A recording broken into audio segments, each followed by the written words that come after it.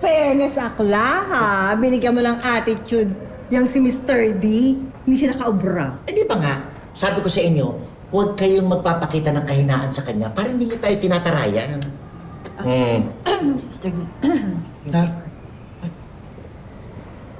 Ay, Mr. D, bakit narito pa po kayo?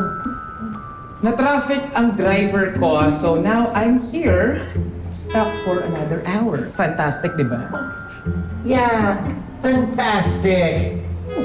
Gabi na. Wala nang araw, di ba? So, bakit naka-shades ka pa rin?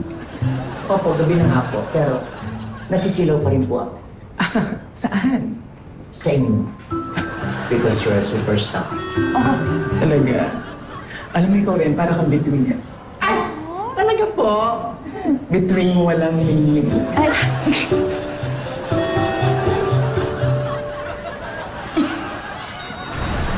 Na-attitude ka na naman. Dito na yung elevator. Teka na, dili. No, no, no! No! Yes, yes, no, no, yes, no! Nag-present kayo sa akin ng 12 designs, but only 3 made the cut. At puro mediocre pa yung 3. Mr. D, pwede lang po namin i-improve pa yan. No, tama na. Ina-aksay nyo lang ang oras ko. Di ba binigyan ko kayo ng oras para gawin ang mga gusto nyong gawin? Pero ito yung ibibigay nyo? Sir. Ayoko na! Hindi ko gagamitin ang pangalan ko para sa ganitong klaseng event. I'll call Mr. Songsam at aatras na ako. Or baka pwede po nating gawing ano to?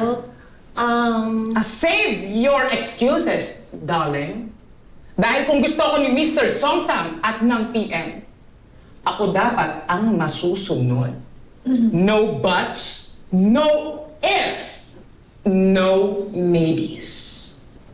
Mawalang galang na nga po, Mr. D. Matagal na po kami sa PM. Matagal na rin naming partner si Mr. Songsang. Hindi po kami magpe-present ng ganyan para lang po maging bongga sa lahat. Ano?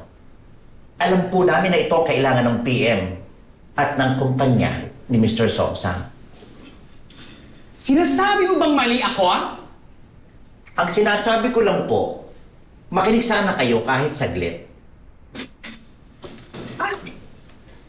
Kilala mo ba ang kinakausap mo, darling? Kilala po. Apwes, kung kilala mo, consider this your warning. Tabi! Hindi ako tatabi. Hindi ako atras. Haharapin kita. Prinsipyo sa prinsipyo. Dangal sa dangal. At mata sa mata. Oh my God! It's like looking in the mirror! Look at that! Well, I guess I'll see you at the event then.